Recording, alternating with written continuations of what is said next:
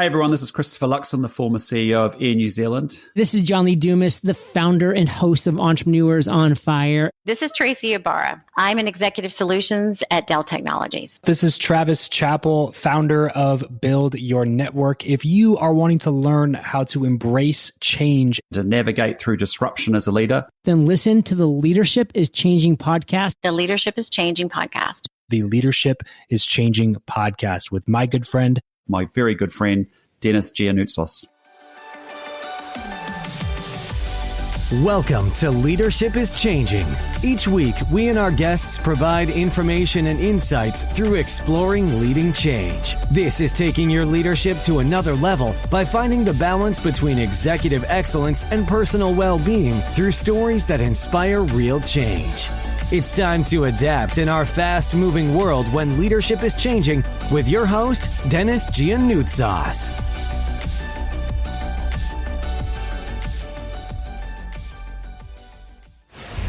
Hey, Paul, welcome to the show. Wow. Thank you so much, Dennis. It's great to be with you and with all of your listeners. Hey, before I go any further, let me just say congratulations on the success of the show, man. I mean, in just a short period of time, you have just rocketed to the top. And, you know, as my friend, your friend, and mentor, John Maxwell says, everything rises and falls on leadership. And so congratulations to you and your entire team.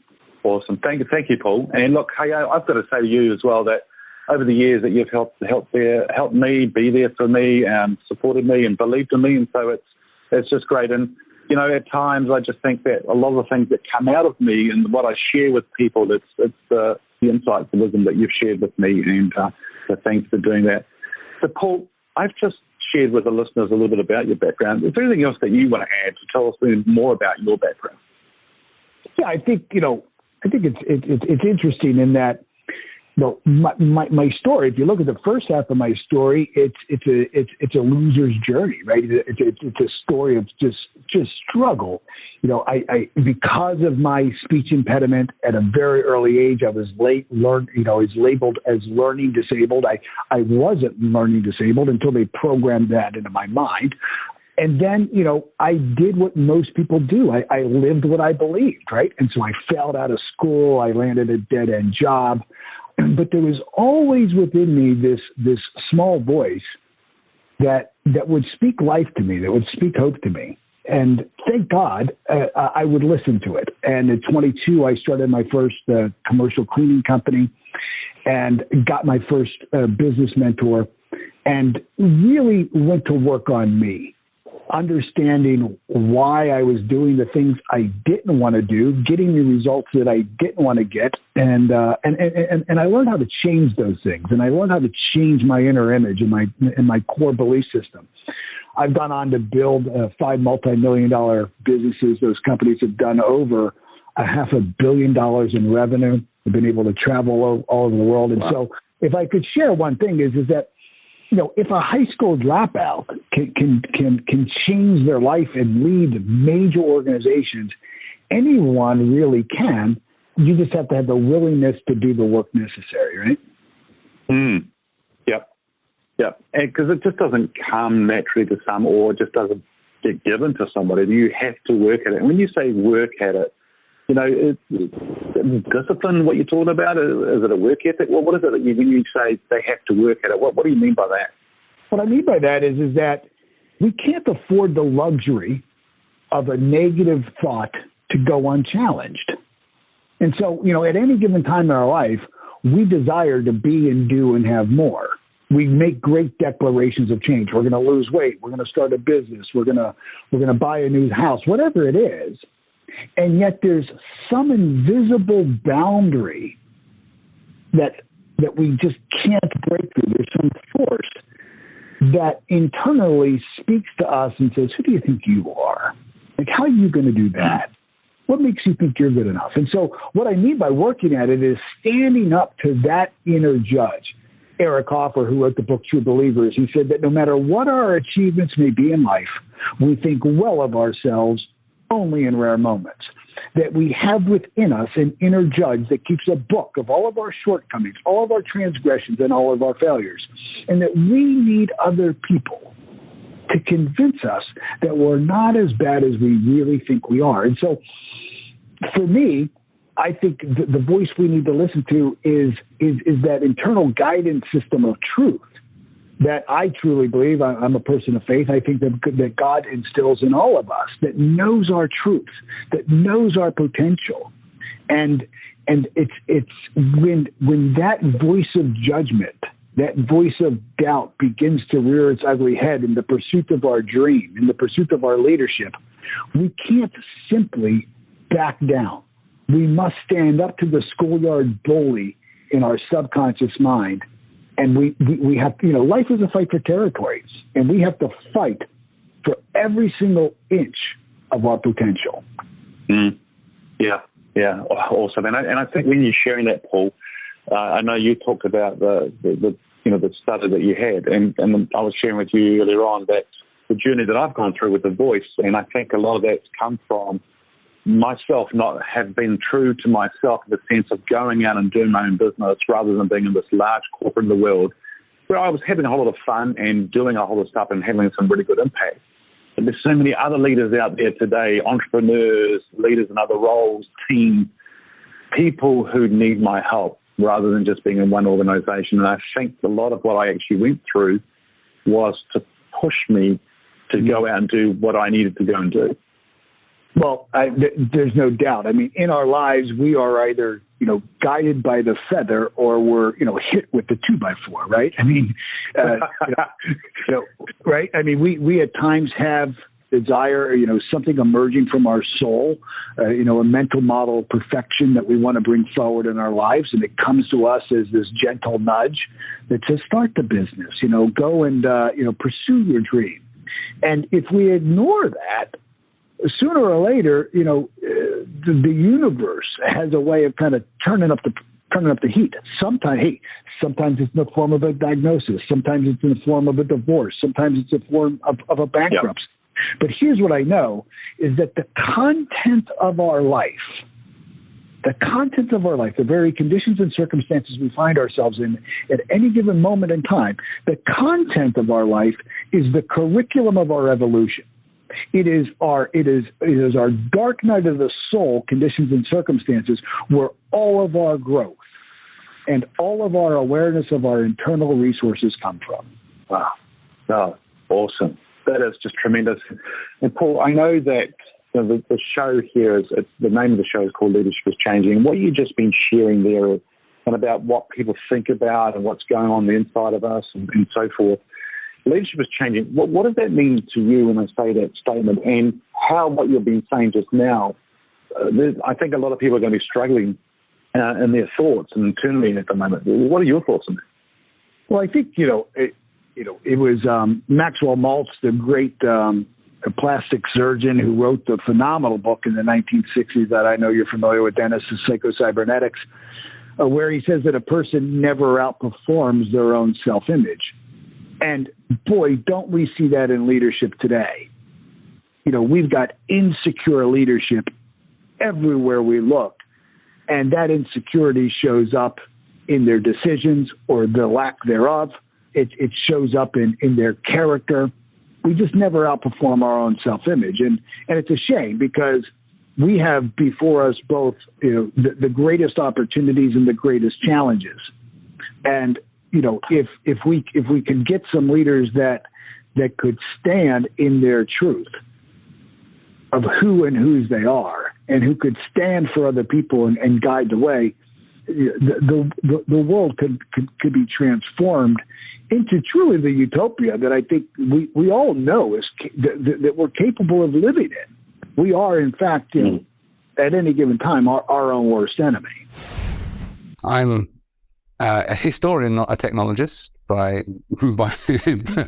background. I took the arts. Was actually really keen on the arts and music. Spent the first, 10 years of my career working in music and video business. Not brilliantly successfully. Had my own record label.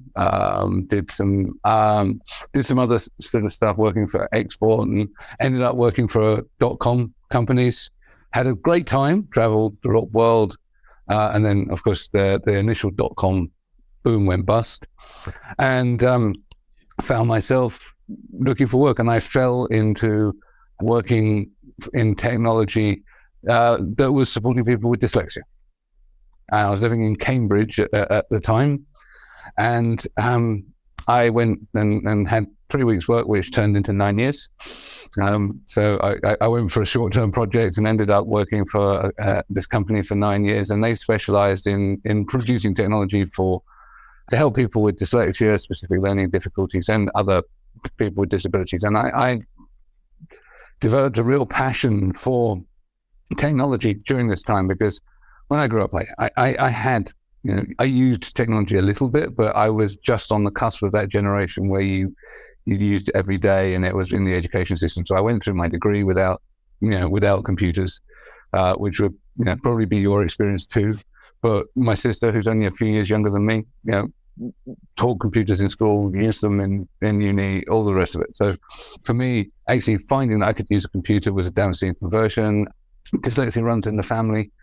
I'm dyslexic and ADHD. So I just sort of fell into my niche. It was, it's one of those jobs where you don't grow up thinking, you know what, I want to be an assistive technologist, because it didn't exist when I was growing up. But that's actually, I love doing what I do, because technology has this amazing power to include people. So about 10 years ago this week, because it's my 10th work anniversary in my current continuous employment, I went and joined Siemens IT Solutions, working on the BBC account, providing assistive tech to them. Siemens IT got bought by Atos, and I've been there, and we've been sort of developing what we do over that decade. And now I'm globally responsible for sort of all of the sort of disability inclusion piece, and particularly the technology wrapper around that. So both for our employees, but also, how we deal with stakeholders, reporting back to our board, doing all of the stuff for our customers as well. So, and then outside of that, can't get enough of it. So I started this Twitter chat with a colleague and a friend, Deborah Rue, who's out in the States. We run that every week. It's been rolling for nearly 6 years. So I'm used to doing podcasts. I've got about 200 videos out there, and a large community of people around the globe that are sort of committed to making the world better, either through their actions or through technology. Yeah, great. And so when you talked about before about the passion in that, and the technology has really helped you bring that out. Well, what has probably been one of the biggest things? There's probably been many, right? But what would be one of the things that was probably one of the biggest sort of achievements that you've seen somebody going from some situation to another one and done really, really well? And how's technology helped them do that? Well, we provide technology that gives people fundamental access to computing, and therefore fundamental access to jobs and participation in society. So we work with people who are blind and provide them with screen readers and text-to-speech technology. I use speech recognition systems. So my MBA I did using assistive tech, which was great. I dictate a lot of the stuff that my longer pieces of text. Of course, I can type, I can read. That's one of the myths about dyslexia. But it's easier, and you access a higher vocabulary if you're talking. Much easier to talk. So I dictated most of my stuff. So that's the technology for me that really made a big difference. That and Microsoft Outlook. Just because the other part of me is ADHD, and so ADHD and dyslexia equals abysmally poor time management, and so you just either have no focus or hyper focus, and that means that without technology there would have been no chance of me turning up to record this interview with you on time. Yeah, great. Yeah, so it's just amazing to see how technology has really, really helped you, but it also helps others as well as an enabler. as an enabler to really get out there and do what you need to do, and which is really great to see. And actually, I know of somebody who actually used the dictating side of things to write a book. In fact, several books that he's written, which is really good. And what he does is, because he's stuck in traffic, he actually will talk, and then it's actually dictating and actually typing, and it's coming out with the words, and then so he just needs to review it and gives it to the editor, and they make it look great, and then he's away, which is all good. So yeah, good. Hey, here's a question for you, because I've got a few of them, and one of the questions I've got for you is, I know you've probably got several, but who's your favorite leader? Now, this person could be alive or from history, so who's your favorite leader and why? Okay, so I'm not going to go for history. I'm going to go for someone current, and her name is Caroline Casey.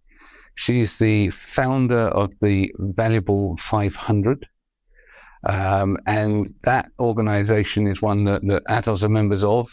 It was founded to put disability on the leadership agenda, and it's a CEO-led movement. So she's backed by Paul Polman, who is the former CEO and chairman of Unilever, and Caroline's absolutely nuts in the best possible way. I consider her a great friend, but she started the whole thing by riding a horse across Colombia to arrive on stage at One Young World, which is like the junior Davos, to launch this thing. And to give it a bit of context, Caroline's visually impaired, but hasn't actually sort of let that stop her. In fact, it powers her forwards. So she's brought together hundreds of CEOs to really make a difference, because actually what we're seeing right now is that governments aren't the ones making the difference.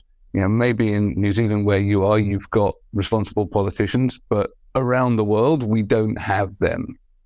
There's a lack of responsibility and leadership in politics, whereas I think that there is certainly the opportunity for leadership in business, and that's really one of the things that keeps me working for large organizations, is that we can leverage our procurement power to make a difference, because internationally you can do stuff as large organizations. And so Caroline's understood that, and understood the multiplier effect of that, and has, through the force of her personality, brought hundreds of global CEOs together and engaged World Economic Forum, Nippon Foundation, to create this vehicle for change. Amazing. So she's the person that I have the most admiration for. Thank you for listening to this episode of Leadership is Changing with your host, Dennis Giannoutsas. Each week, we and our guests provide information and insights through exploring leading change, inspiring executives and leaders to adapt and lead a bigger game in a fast-moving world.